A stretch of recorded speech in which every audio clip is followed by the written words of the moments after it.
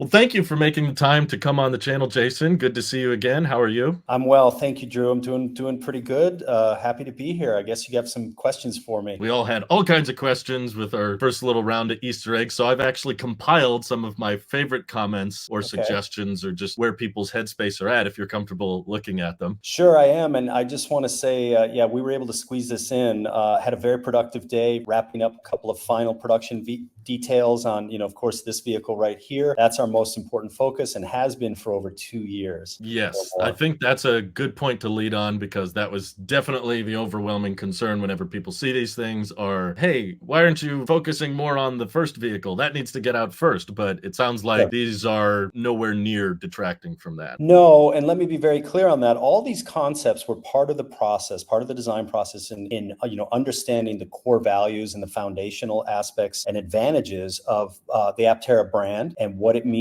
to a vehicle or a type of vehicle or a non-automotive product. We're in the mobility business, we're in the efficiency business. So all of these things that were kind of Easter egged out there are well over 2 years old. Oh, wow. Over 2 years. Over two Okay. years So old. it's Yeah, been they a were all while. It's been a while. Yeah, they were all done in an early stage. It kind of, we know we've set the target with the three-wheeled vehicle that is the core of Aptera. We Mhm. understand our value of lightweight, aerodynamics, mechanical and engineering efficiency, manufacturing efficiency, which we actually improved with the relationship with CPC. But in the beginning, we looked at all kinds of product categories and understood our value for the product that we're doing and how that could apply. So they're almost like creating questions instead of answers. And Interesting. this I like is that. this I this like is that. part of the process. Like, what are the key elements, and then how does that help the brand? One key thing with this design process for vehicles is when you're entering an existing marketplace, you have all kinds of data points to measure yourself against. One of the magic parts for our product is it doesn't fit in anything. And the more we define its unique selling points or USPs and how it relates to other user experiences, not necessarily automotive, but all kinds of user experiences, interaction, and all of the good things that we can exploit, the more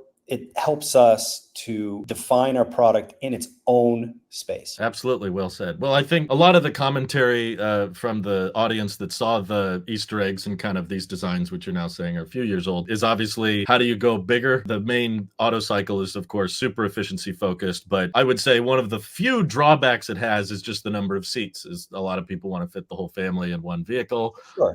Lots of people have ideas for the best way to retain that efficiency mindset while still allowing a bit more functionality. Together in Paris says, cut a coronal section behind the Aptera's front seats, insert back seats, remove the third wheel, add two more identical enclosed outboard wheels off the back of the two corners. Reuse rear trunk, rear lights, rear charging port, add center front charging receptacle. Curious if you guys thought about like that, like how many things could you recycle for the four-wheeler? Let me give you a very clear answer. Yes. Remember, there's two parts to it. There's maximum efficiency out of this platform. Let's call it a one branch of the Aptera tree. The trunk and the foundation is this product that encapsulates all of the key aspects. The lightweightness, the composite materials we're benefiting, the solar.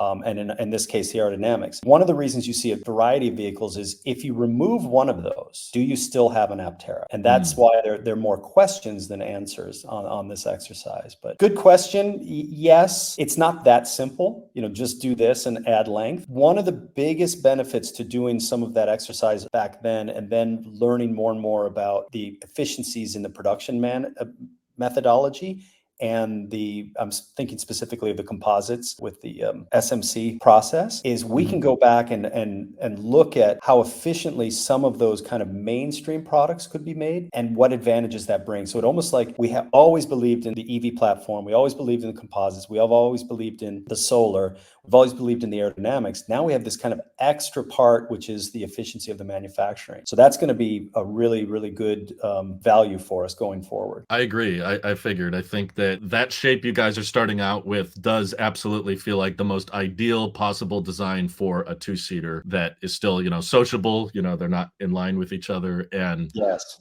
if you start stuffing more seats in the back, now, this tapered off design that used to be cargo is now being used for, it just doesn't translate as easily. It's a I can different see that. vehicle, but that's okay. Another one here that I think kind of goes at another core vision for what Aptera's future looks like that I like the way they phrased it. Srogors, don't know how to pronounce it, but he said, just to have any added miles over phantom drain makes solar cells worth it. The more power added, the better, of course. That I interpreted as kind of interesting. When you guys are designing future platforms, is miles added back per day kind of a priority, or is solar that just helps fight phantom drain okay too? I think we want to always lead with the highest goal possible, which is meaningful energy that's captured by our cells and by our panel technology and put into the vehicle to yield meaningful motion, right? Whether that Sure. distance is measured in miles or kilometers or hours or however it's measured, I think we always want to lead with the most optimistic and then come back to what reality tells you. So I think, given the advantages of solar and the abundance of the technology available to us, I think we're able to put the solar to its best use in a lot of ways. But we're, again, for Good. this first product, there's a meaningful amount of energy that we'll be able to capture. Well said. Okay. I like where your headspace is at on that one. This one's kind of a fun one, although I'm not sure if it's something you guys explored. But Anster Star said there was also a very cool semi concept in one presentation. That I feel like is almost kind of the ultimate challenge when it comes to how do you make solar viable with such a big, energy hungry vehicle. Is that Sure. do you have ideas in your brain on how to make semi trucks, something that large, even more efficient than today's? Yes, again, you have to remember we're an efficiency company. Hmm. We use certain key ingredients or key ethos, but overall it's like what is the most efficient way, less waste across the spectrum. So I'm going to answer it this way. Hmm. You might have seen three types of vehicles, but there's a big category, or there are several more categories where we did some exploration. I'm excited to see that. I'm just picturing a trailer just absolutely loaded You to have the the sun gill. and you Hmm. want to move. You want mobility and you want the Yeah, most efficient. The type of vehicle that you employ, it's all over the place. right. So, and it's not limited by let's say size. You do have to consider what the mission is. Is the mission a commerce related issue like semis, or is it more of a people motion issue?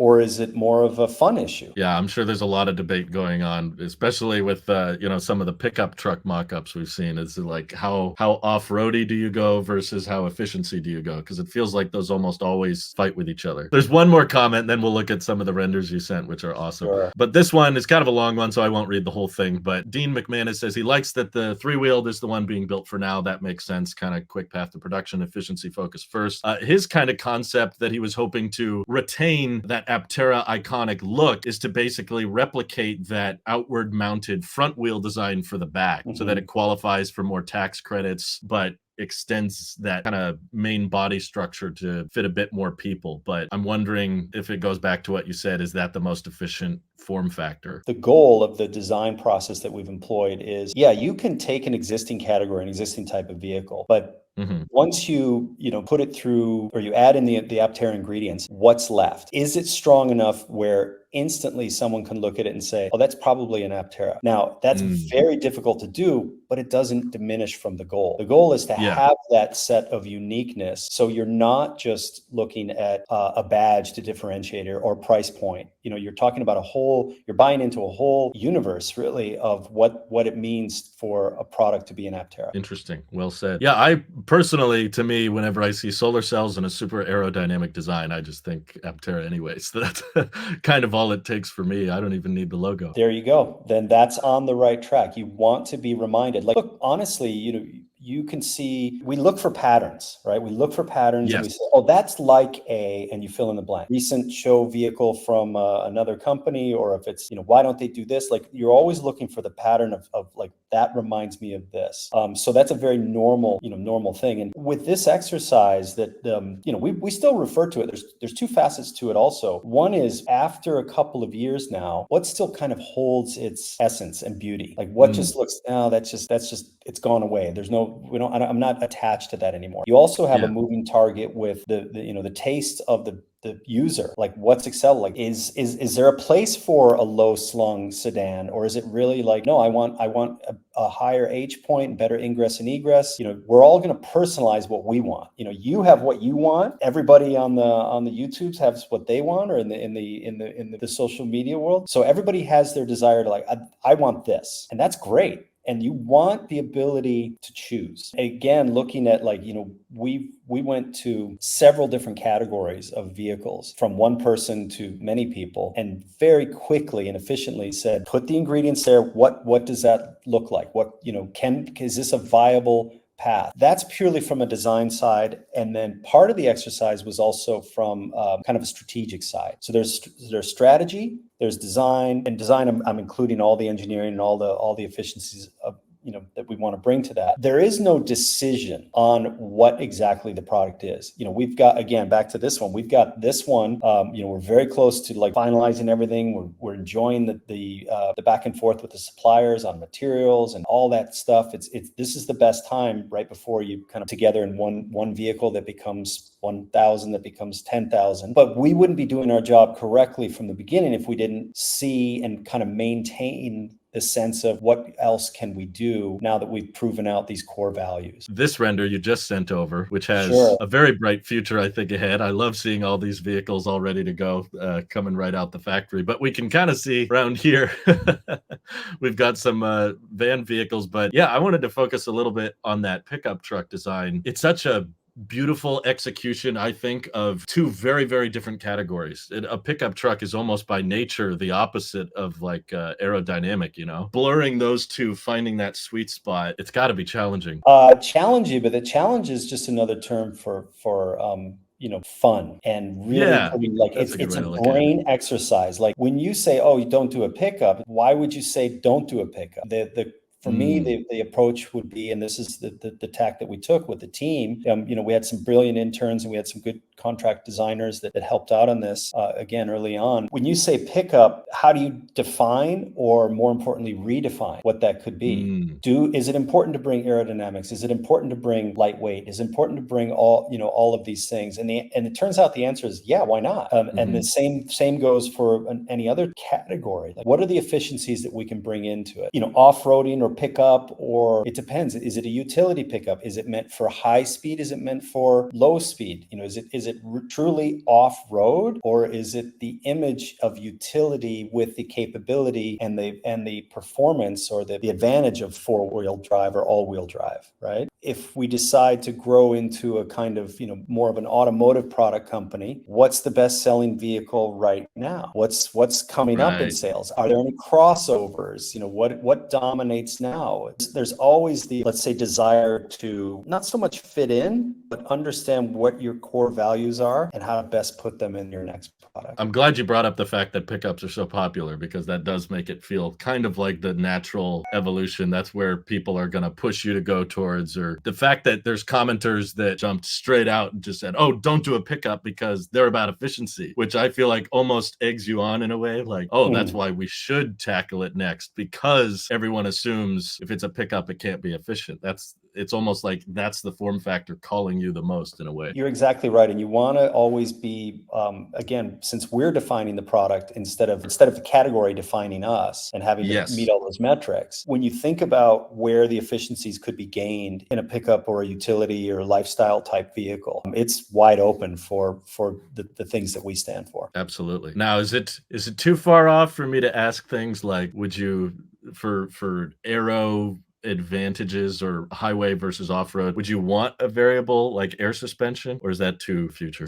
No, I think that's a great question. It just depends on, let's say the utility of it and the use case of it. And then not so much the availability, but is that really an application? Do you really gain something from that? I'll answer it this way in relation to our Aptera vehicle. It is extremely important to manage the airflow underneath the vehicle. This is one of the biggest advantages that this shape brings naturally to our product. So when you think about raising and lowering, there's stability issues, but there's also aerodynamic issues. You have almost more opportunity to manage the air underneath with a higher ground clearance. Right? Interesting. As long as your Okay. dynamics, as long as your basic stability is addressed, then yeah, you want to exploit that. We see that in products now. Another one that kind of relates to this, because I know it's a big topic in not just Aptera's world, but also in the pickup truck space. But you sent over this design, kind of a centralized steering position. And I assume this one might be a few years old too? Yeah, they all are. Yes, exactly. Gotcha. How do you feel looking back at this design now relative to kind of the yoke design you guys have ended up on with the three-wheeler? Good question.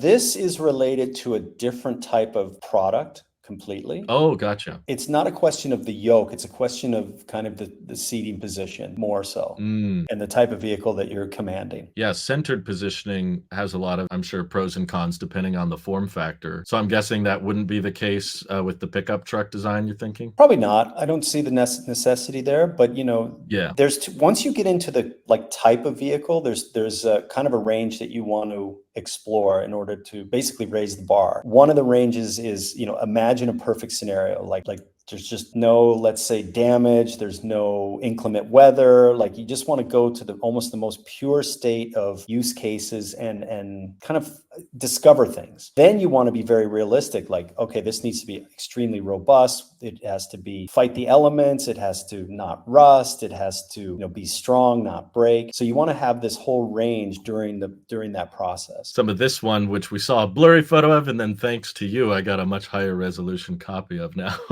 This one sparked a lot of discussion, I think. I think there's some similarities with the interior here, but I'm guessing this one is more low speed optimized. Is that correct? Correct. So, this is more of a commercial and for the efficiency of package delivery. So unfortunately, just after recording this little bit, Jason had to head out because, of course, so much busy stuff going on at Aptera in this stage of manufacturing and tooling. But I was very grateful to have him on. Anytime we get with Jason is, of course, very, very fun. It's amazing to always peek into the artist's mindset. We had a little bit of audio issues near the end, but what he was mainly getting at with that commercial application is what the most efficient way to manage package delivery is, and that may not involve always having a driver deliver the packages himself. So their concept was kind of pitching this roll-up door mechanism that enabled the user, just people who were coming outside their house, to take delivery of the packages straight from the vehicle. And of course, lower speed applications mean that the vehicle wouldn't have to be as drastically aerodynamic shaped, but more so just focused on getting the solar cells on there and good use of packaging space. And we also briefly talked about this other design he showcased, which he doubled down to me is not a sedan design. So it might be just the front end of my favorite Aptera concept art that we saw the Easter egg of in the webinar. Really loved the close-up look, and interesting to actually see them start putting their name on the hoods and lights as well. Jason dove a little bit more into that as well, explaining that on the three-wheel design, it's so iconic and so eye-catching, and they've already got, so much demand for it as is. There's not really necessarily a need to put the name of the company on there from the factory, but as you scale up and start breaking into larger and larger segments of the market, having that iconic and easy way to know exactly what brand is actually making these radically efficient vehicles, that's when it actually starts to make sense to utilize some branding natures. But he said he'd be happy to meet up again, hopefully when he's less busy, and just want to say thank you to everybody supporting the channel directly. It seriously helps us out a ton, as does just watching these videos. So thanks again. Have an excellent rest of your day.